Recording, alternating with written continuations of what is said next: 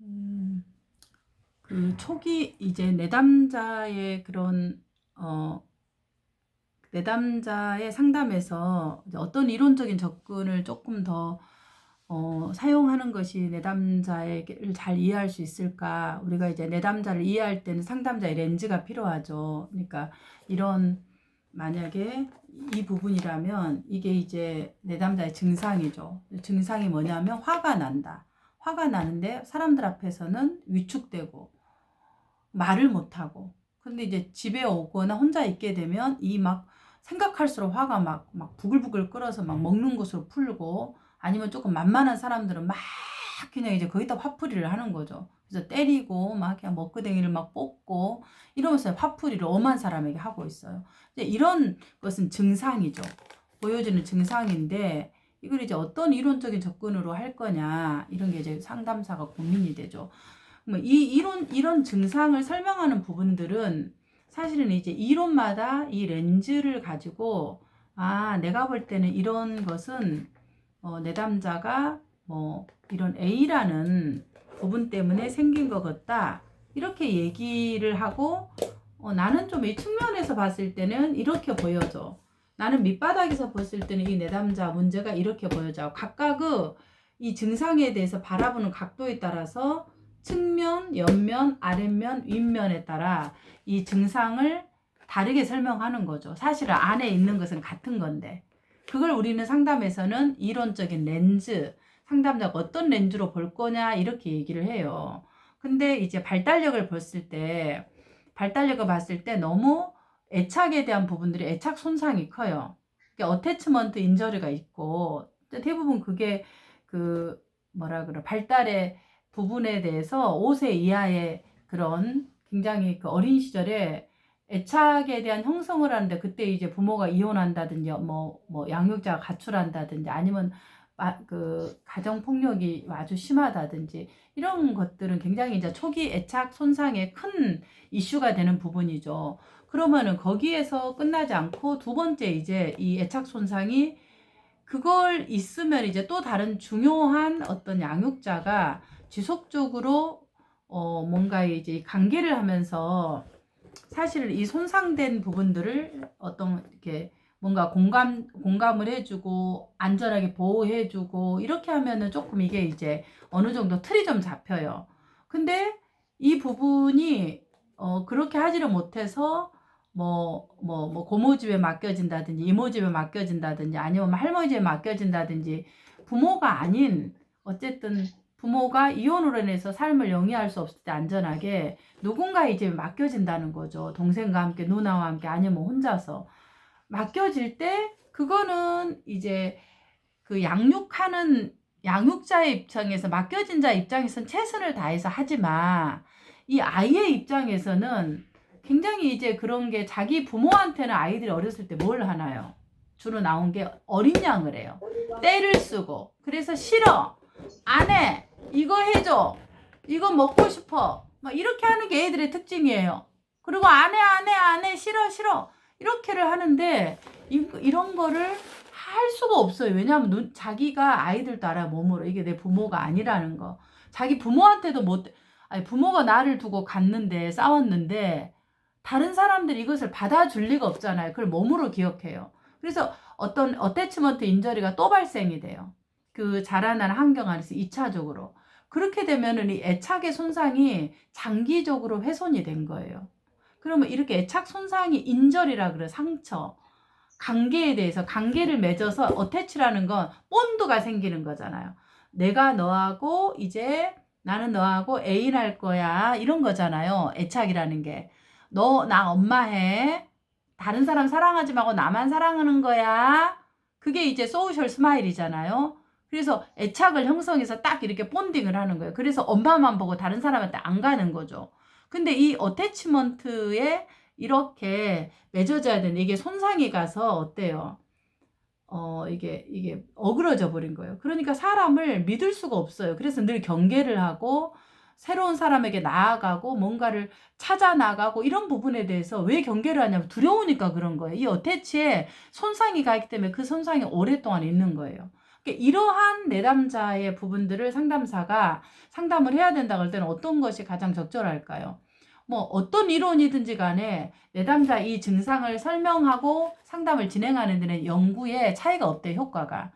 그러면 발달상의 손상에 있기 때문에 대상관계적으로 이 내담자를 이해하고 조금 더 설명하고 그 다음 내담자에 대한 그림을 그리는 것이 조금 더 내담자의 그런 지점을 잘 드러낼 수 있는 부분이라고 봐요. 그래서 이제 대상관계 이론에서는 이제 오브젝트 릴레이션십 티어리, 이렇게 해서 이제 대상관계 이론은 그 초기 프로이드 이후에 많은 대상관계 이론에서 안나 프로이드의 자아심리학 이후에 많은 프로이드로 해서 지금까지 수많은 대상관계 이론들이 있어요. 그러니까 그걸 또 하나씩 하기는 어려워요. 그러면 이제 주로 이런 쉬운 상담에서 가장 쉽게 접할 수 있고 할 수 있는 이제 그런 대상관계 이론이 뭐냐 그럴 때 위니컷의 그런 대상관계 이론이 가장 선생님들이 많이 기억하는 부분이죠. 위니컷에서는 어떻게 얘기하냐면 이런 관계의 위니컷하고 그 다음에 이제 애착이론, 볼비의 애착이론, 이런 이제 대상관계 둘 중으로 설명할 수 있겠죠. 근데 이제 먼저 조금 더 쉽게 하는 그 위니컷의 대상관계 이론은 어떤가요? 어떻게 이게 자아가 형성이 되냐 그럴 때 내담자가 안아주는 환경이 있어야 된다. 그게 이제 홀딩 인바이러먼트라는 거예요. 근데 이 홀딩 인바이러먼트를 이 자라나는 발달상에서 내담자가 어떻게 했어요? 갖지를 못했잖아요. 그러니까 그거를 상담자가 대신 새엄마가 되어서, 상담자라는 게 대상관계 이론에서 말하면 새엄마가 되는 거예요. 잃어버린 엄마의 자리에 앉아서 엄마가 못 해줬던 거를 해주는 거죠. 그럼 뭘 해줘요? 어이구 우리 새끼 어이구 이뻐서, 아이고 똥도 예쁘고 뒷꼭지도 예쁘고, 아이고 어떻게 이렇게 예쁘냐. 보통 엄마들이 이러잖아요. 근데 그걸 해본 적이 없어요. 근데 우리가 내담자한테 그럴 수 없잖아. 왜냐면 우리가 아이를 양육하는 건 아니니까. 그래서 상담에서 재양육한다라는 걸, 리페어런팅을 한다라는 것은 이 손상되어진 이 인저리, 심리적인 이 트라우마, 어태치먼트 인저리가 이렇게 상처난 거를 다시 악교를 붙여서 이렇게 관계를 어태치할 수 있도록 돕는 역할을 한 거예요. 그러면 무엇으로 돕는 역할을 하냐 그럴 때 이제 위니컷은 안아주는 환경을 해라 이렇게 얘기를 해요. 그럼 안아주는 환경이 뭐냐 그러면 아이가 와서, 우리 아이들 잘할 때 어떻게 해요? 엄마한테 확 달려들어서 막 엄마한테 와도 어떻게 해요? 이놈의 새끼 어디서 하냐 하고 막 밀어내고 이러지는 않잖아요. 부모가 오면은 어이구 우리 새끼 왔어요. 엉덩이 막 어떻게 해요? 곰돌이가 어딨노? 막 이렇게 하면서 어이구 어이구 어이구 어이구 이렇게 하면서 이렇게 잠깐만요. 제가 곰돌이를 가져오겠습니다.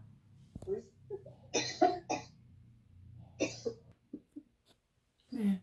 만약에 이제 아기가 이렇게 작은 아기가 와서 이제 뭐 조그만 아기는 와서 만약에 이렇게 그냥 안기잖아. 그럼 그냥 아기니까 우리가 어떻게 해요? 아이고 그냥 우리가 아이고 예쁘다. 그래 아이고 예뻐요. 그랬어. 이렇게 이제 아기가 어렸을 때는 우리가 안아주기가 쉽고 안아주는 환경이 쉬워요. 근데 이제 만약에 애가 막 큰 애가 이렇게 지금 제가 이런 큰 이렇게 이제 이 큰 애가 와서 엄마 하면서 막 이렇게 막 와요.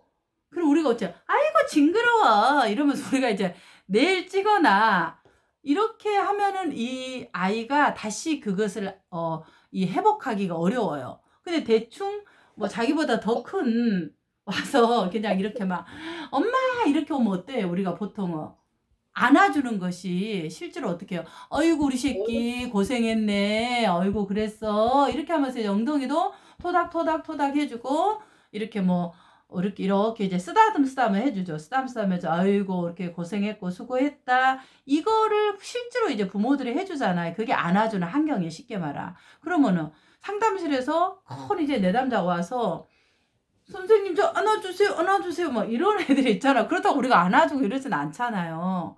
뭘로 안아주냐고 하면 우리는 이제 마음으로 이 상처난 이 마음을 이렇게 어루만져 주는 거예요. 손으로 어루만지는 게 아니라 말로.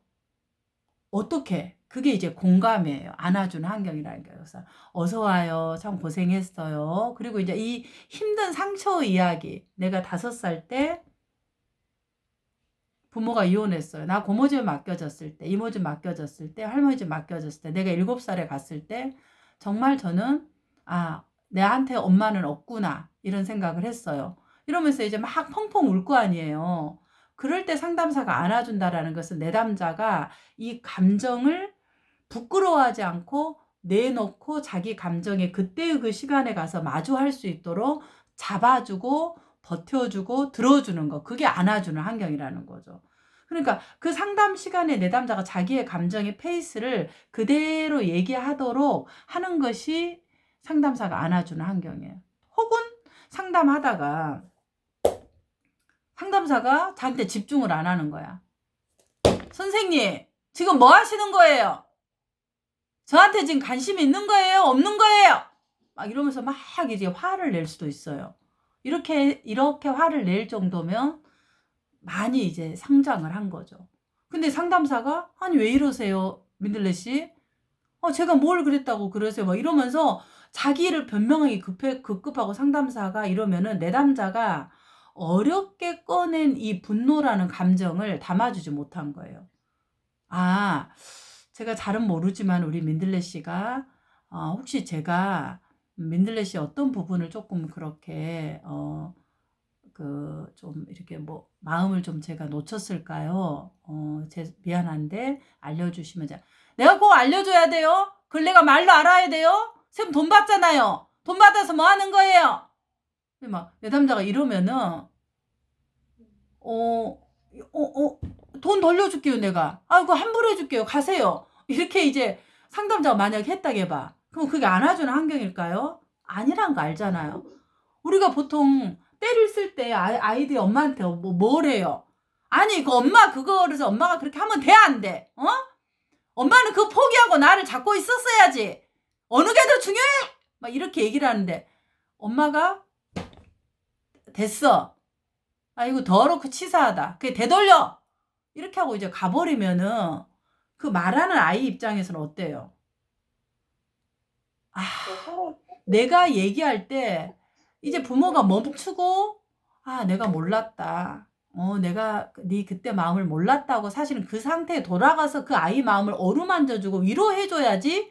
위로해줘도 될까 말까 하잖아요. 그러는 게 상담사가 내담자가 그렇게 분노를 표출하고 이러면 어떻게 해야 돼요? 아이고 환불해줄게 가세요 이게 아니라 제가 맞아 내가 그렇게 서운할 수 있겠다. 제 나름대로 공감을 한다고 했는데 제가 좀 부족했나 봐요. 근데 제가 좀 잘 모르는데 혹시 알려주시면 제가 조금 다시 더 한번 해볼게요. 그러면서 그 아이의 마음에 다가가서 해주는 거예요. 그 민들레라는 내담자 아이에.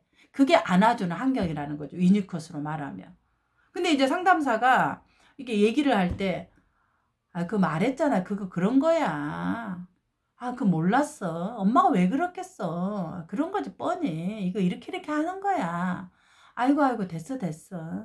다 그렇지 뭐. 고모도 뭐 잘 키운다고 그런 건데.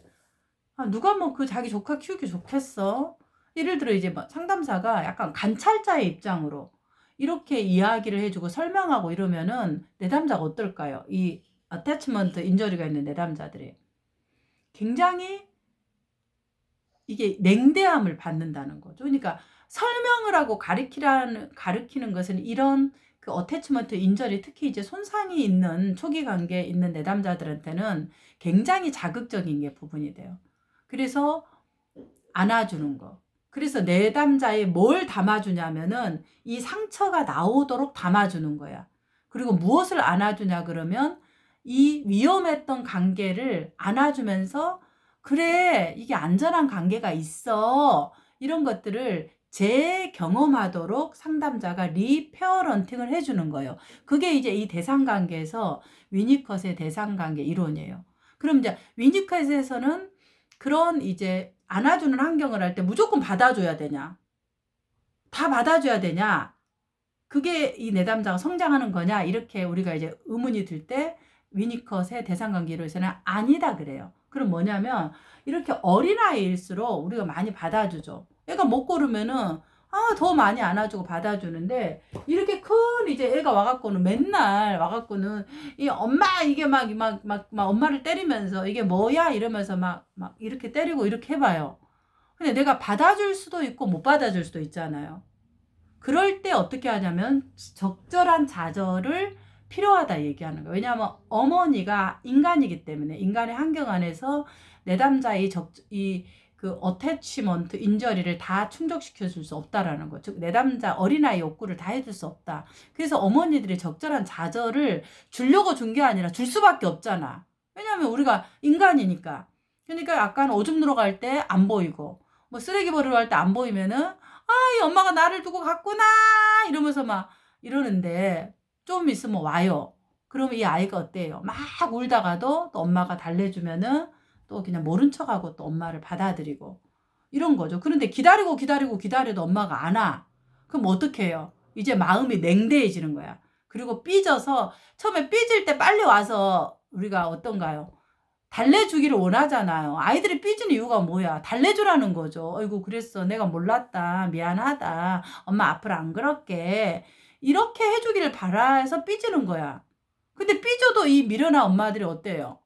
그래?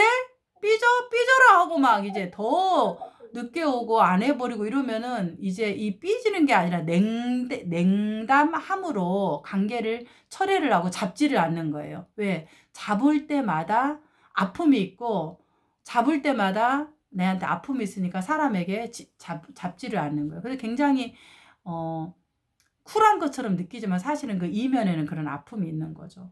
그래서 결국은 상담자가 그러는데 이제 이런 좌절이 있을 수밖에 없잖아요. 그럼 상담에서 이 좌절을 어떻게 하냐? 상담사가 내담자의 모든 것을 다 들어줄 수 없어요. 그러면 제가 나름대로 공감을 한다고 했는데 제가 좀 부족하나 봐요. 그냥 인정하는 거예요. 엄마가 사실 쓰레기 버리러 갔는데 맞아, 네가 그럴 수 있겠다고 그 아이가 말하는 좌절을 인정하는 거야. 그런데 이 좌절을 그럼 어느 정도로 줘야 되느냐? 이럴 때 그 좌절을 이 아이의 발달과 욕구에 따라 줘라 그래요.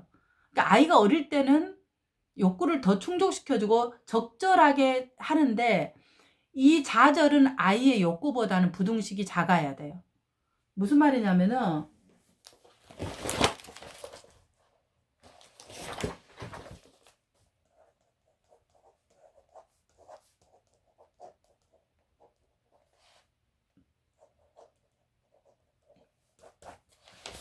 자, 이렇게 지금 본다면은 뭔가요?